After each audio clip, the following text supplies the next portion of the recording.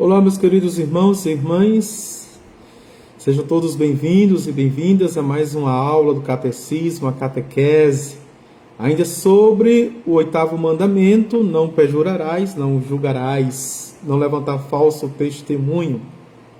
Estamos no inciso 6º, que fala sobre verdade, beleza e arte sacra, não é? Vamos terminar nesta aula este inciso, o inciso 6º, página 643, a partir do número 2500. Estamos na nossa aula. Pegue o seu catecismo e as Sagradas Escrituras para ir conferindo, né, a Sagrada Tradição, o Sagrado Magistério, que é a doutrina, com as Sagradas Escrituras, que para nós é Palavra de Deus. Em nome do Pai, do Filho e do Espírito Santo. Amém. Ave Maria, cheia de graça, o Senhor é convosco. Bendita sois vós entre as mulheres e bendito é o fruto do vosso ventre, Jesus. Santa Maria, Mãe de Deus, rogai por nós, pecadores, agora e na hora de nossa morte. Amém. O número 2500 diz assim, e é bastante grande este número, não é? A prática do bem é acompanhada de um prazer espiritual gratuito e da beleza moral. A prática do bem, né? Ou seja, as obras acompanharão, não é? Seremos julgados, diz o apóstolo Tiago, pelas obras, e não se joga pedra numa árvore que está dando mais frutos, né? Frutos insípidos, frutos amargos, né? Frutos azedos, mas só jogam pedra na árvore que dá frutos, bons frutos, frutos doces, não é? Gostosos, portanto. Então, não fique cabisbaixo, não fique triste, desesperado. Se você é um cristão, se você é cristã, se você está dando bons frutos e esses frutos saborosos, se prepare para as pedradas. Se prepare para, veja, as cipuadas, não é? Porque tem gente que quando não joga pedra, tira com vara, né? As varadas, às vezes, né? As agressões, as violências. Porque existe no nosso meio.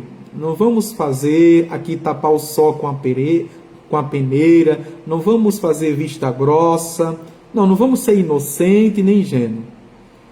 Existe no meio das comunidades, entre os cristãos católicos, os invejosos, os ciumentos, os que se não alegram com o sucesso dos outros, os que são apegados aos seus cargos, às suas funções, aos seus ministérios, às suas coordenações, os que têm medo de perder, os que se sentem ameaçados quando outros estão chegando, veja, no processo de descoberta, na missão, na evangelização, quando as pessoas se colocam à disposição, veja, com as suas capacidades, os seus carismas, os seus dons, com as suas qualidades. Existem, infelizmente, mas em tudo e com tudo, não é? Evangelizar na gratuidade, mostrando a beleza estética moral, que é o zelo, que é o apreço, veja, que é o amor com que se faz as coisas, independentemente. Da mesma forma, a verdade implica a alegria e o esplendor da beleza espiritual. Isso na estética, enquanto postura, enquanto comportamento, isso na estrutura arquitetônica, na engenharia de uma simples, mas bela capela, de uma matriz, de uma basílica, de um santuário, não é? Em toda a construção. Veja, a gente tem que privilegiar essa beleza, porque o belo é Deus. A verdade é bela em si mesma. A verdade da palavra, expressão racional do conhecimento da realidade criada e incriada, é necessária ao homem dotado de inteligência, mas a verdade também pode encontrar outras formas de expressão humana, complementares, sobretudo quando se trata de evocar o que ela contém de indizível, as profundezas do coração humano, as elevações da alma, o mistério de Deus. Toda uma conjuntura, todo o conjunto deve falar de Deus. Tanto a verdade enquanto beleza, enquanto a beleza enquanto veja objetividade, enquanto beleza na arte sacra. Tudo fala de Deus, o belo é Deus. E esse Deus fala dentro de nós para que nós expressemos em palavras e em ações esta beleza do eterno e nosso eterno amor. Antes de revelar ao homem em palavras de verdade, Deus se lhe revela pela linguagem universal da criação, obra de sua palavra, de sua sabedoria. Fiat, faça-se e se fez. E quando ele nos modelou, nos criou, ele viu que tudo era bom, a criação. Quando fez o ser humano, viu que era muito bom. A ordem e a harmonia do cosmos, que tanto a criação como o cientista descobrem, a grandeza e a beleza das criaturas levam, por analogia, a contemplação do seu autor. Diz o livro da Sabedoria, capítulo 13, versículo 5. Pois foi a própria fonte da beleza que as criou. 13, versículo 3. Vejam. E aí o ateu vai perguntar, não é?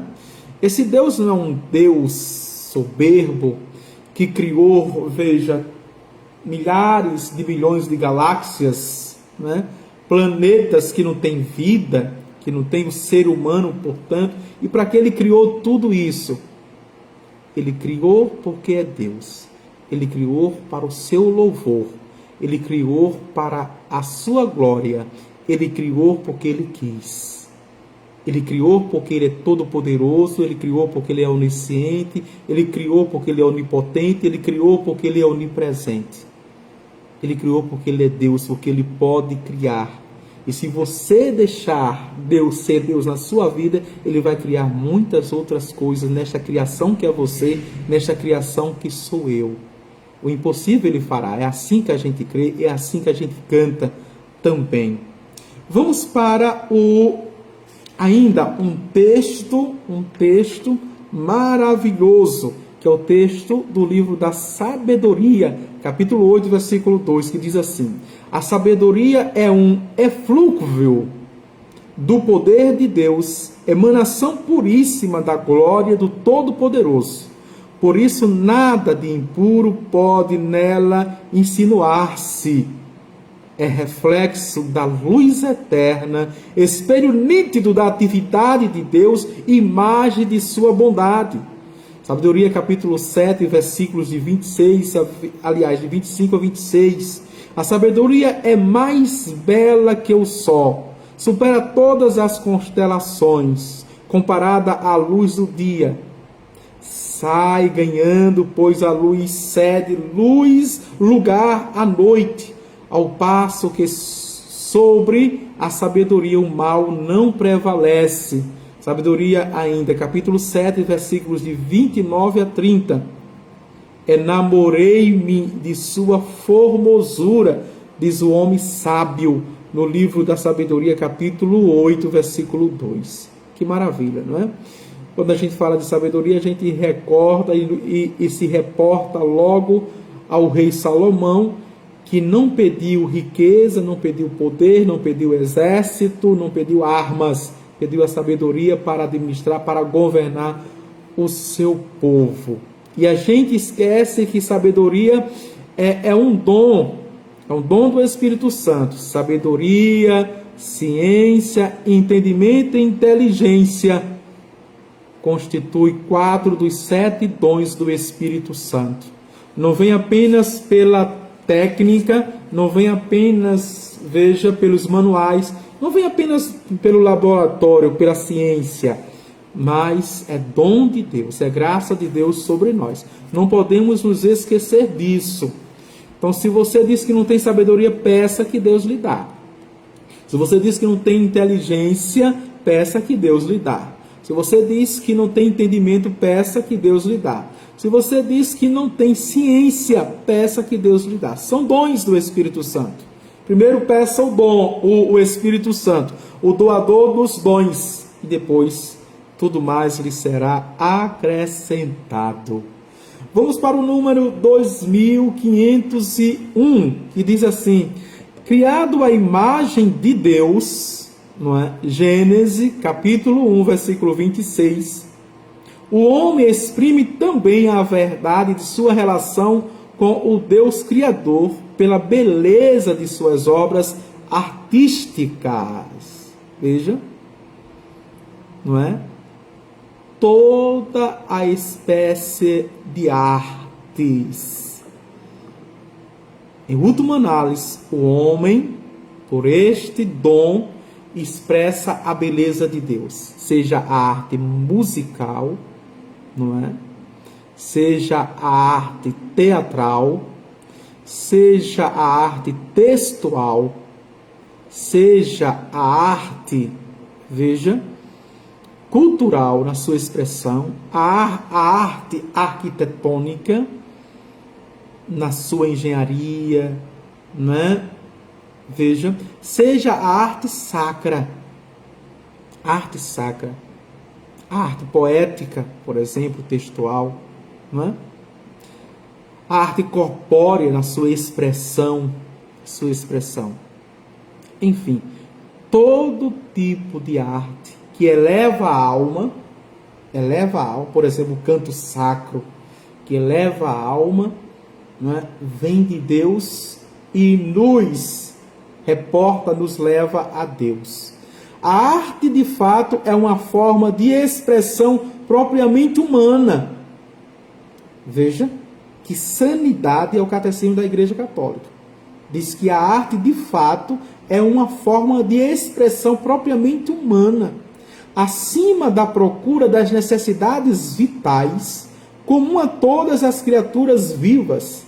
Ela é uma superabundância gratuita da riqueza interior do ser humano. Agora aqui o contrário também é verdadeiro, né? Se a gente está numa sociedade contemporânea, sociedade, veja, chamada pós-moderna, sociedade que cresce assustadoramente em tecnologias, em ciências, não é?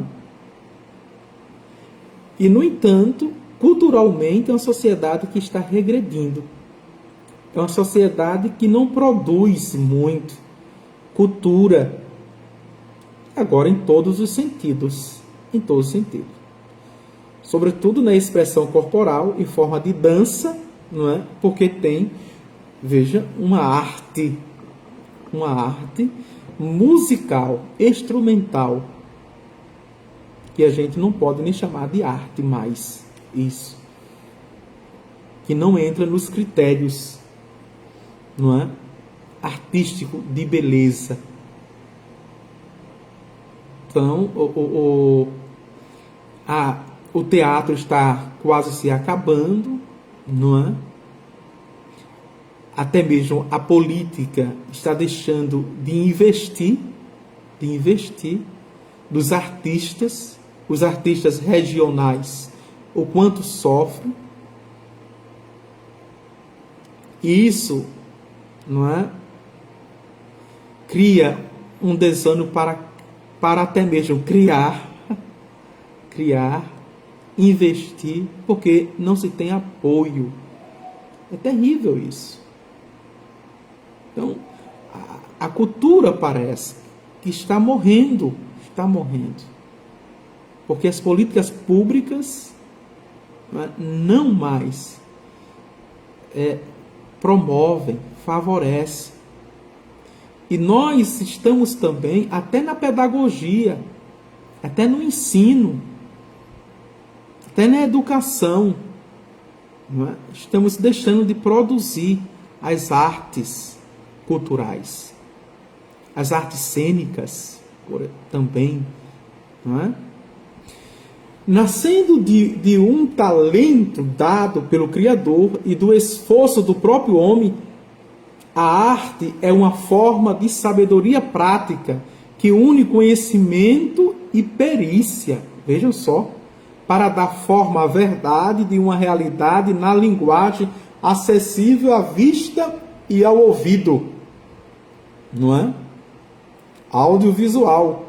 A arte inclui certa semelhança com a atividade de Deus na criação, na medida em que se inspira na verdade e no amor das criaturas. Como qualquer outra atividade humana, a arte não tem um fim absoluto em si mesma, mas é ordenada e enobrecida pelo fim último do homem. E quem diz isso é o Papa, ou foi o Papa Pio XII, no discurso que ele fez no dia 24 de dezembro de 1955, não é? Por ocasião que ele fez no Dia Mundial das Artes. Vamos avante, e aqui vamos para entrar neste número agora na arte sacra.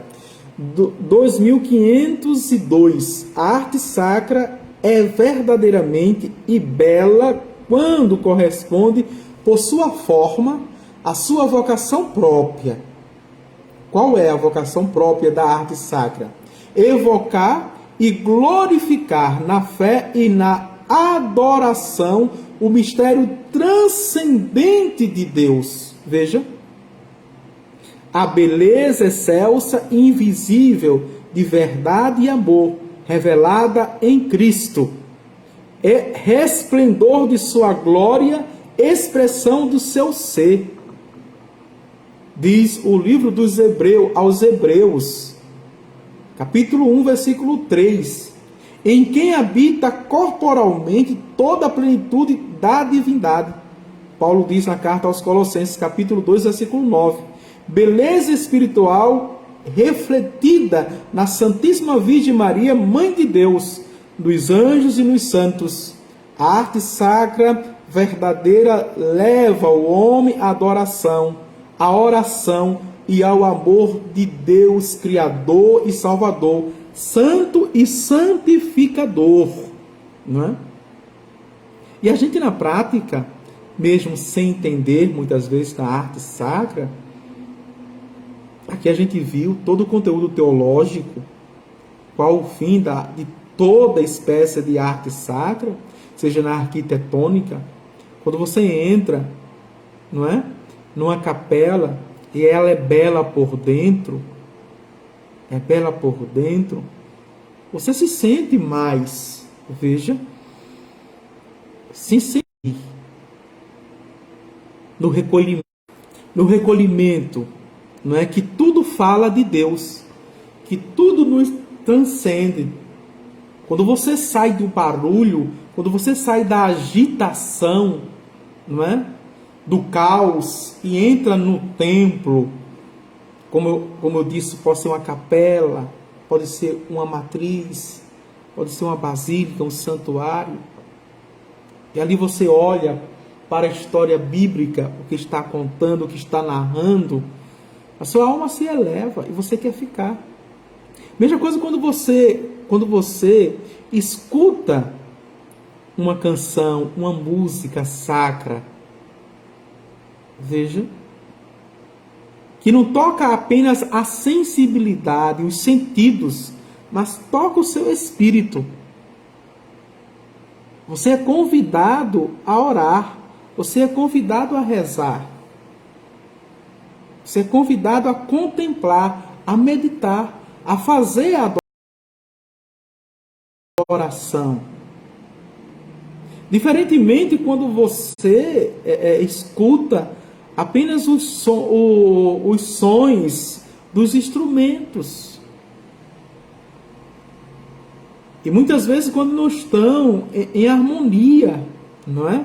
Em sintonia, em sinfonia um com o outro, causa uma desordem, uma agitação interior. Então tudo fala. E vamos pegar a nossa liturgia aqui como exemplo, a nossa missa como exemplo.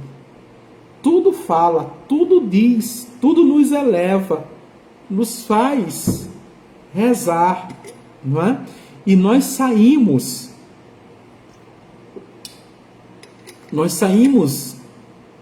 construídos, nós saímos refeitos, nós saímos harmonizados. Vejam, daquele espaço, daquela missa. Que missa! Então fica, me desculpa dizer, o gostinho de quero mais, de voltar e se encontrar com este belo, se encontrar, não é? Com o Senhor da nossa vida. Avante, 2503. Por isso, devem os bispos, por si ou por delegação, cuidar de promover a arte sacra, antiga e nova, sob todas as formas, e afastar com o mesmo zelo religioso da liturgia e dos edifícios do culto tudo que não se harmoniza com a verdade da fé e a autêntica beleza da arte sacra, não é? Isso vai dizer a primeira constituição do Concílio Vaticano II, que foi a Sacrosanto Concílio, os números 122 a 127, que fala justamente desse item da arte sacra. Vamos para o resumo para terminarmos este 8º mandamento. Veja, e aqui eu vou apenas lê-los, porque é um resumo de todo o artigo 8º. 2504. Não levantarás falso testemunho contra teu próximo. Êxodo 20:16. Os discípulos de Cristo revestiram-se do homem novo, criado segundo Deus na justiça e santidade da verdade. Éfeso capítulo 4, versículo 24. Já vimos, por isso que a leitura vai ser rápida. 2505. A verdade ou veracidade é a virtude que consiste em mostrar-se verdadeiro no agir e no falar, fugindo da duplicidade, da simulação e da hipocrisia. São os inimigos da verdade. 2506. O cristão não deve se envergonhar de dar testemunho de nosso Senhor. Diz o apóstolo Paulo na segunda carta a Timóteo, capítulo 1, versículo 8. Em atos e palavras. O martírio é o supremo testemunho prestado à verdade da fé. 2507 diz: o respeito à reputação e à honra das pessoas proíbe toda atitude ou palavra de maledicência ou calúnia, outros inimigos da verdade. 2508. A mentira consiste em dizer o que é falso com a intenção de enganar o próximo. Ao conceito de mentira, o que é mentira? Me permitam repetir. A mentira consiste em dizer o que é falso com a intenção de enganar o próximo. Isso é pecado mortal. 2509. Toda falta cometida contra a verdade exige reparação. E reparação em duplo sentido. No sentido da culpa e no sentido, veja, não é? Aqui, da pena, no sentido, não é? A culpa e aquilo que você tem que reparar. Porque a culpa, ela é perdoada na confissão, não é? Mas aquilo que você deve devolver, nem sempre você tem como devolver ao outro.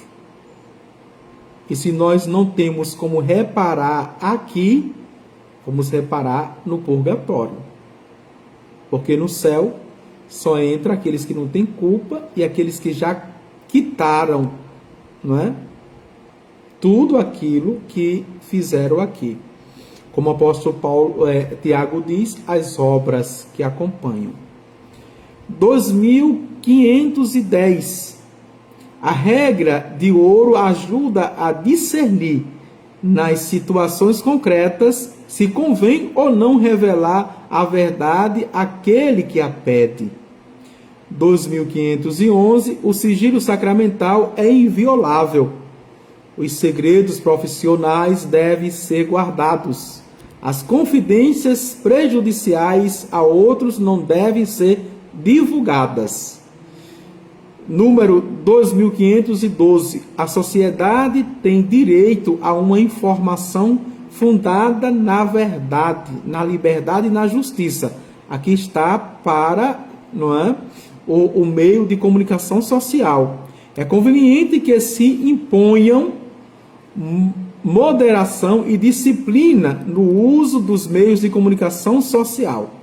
E o último, número 2513, diz assim: as artes, mas, sobretudo, a arte sacra, tem em vista, por natureza, exprimir de alguma forma nas obras humanas a beleza infinita de Deus e procuram aumentar seu louvor e sua glória na medida em que não tiverem outro propósito, senão o de contribuir poderosamente para encaminhar os corações humanos a Deus.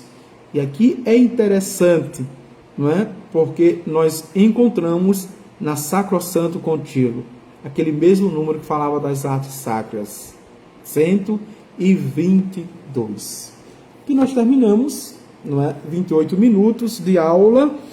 Não quero entrar no novo artigo, que é o 9º mandamento, na mesma aula, tá certo? Então a gente vai baixar esta aula, termina aqui, para começar uma nova aula, o 9º mandamento da lei de Deus, que é justamente, não é? Não cobiçarás a casa de teu próximo, não desejarás sua mulher, nem seu servo, nem sua serva, nem seu boi, nem seu jumento, nem coisa alguma que pertence a teu próximo. Êxodo capítulo 20, versículo 17.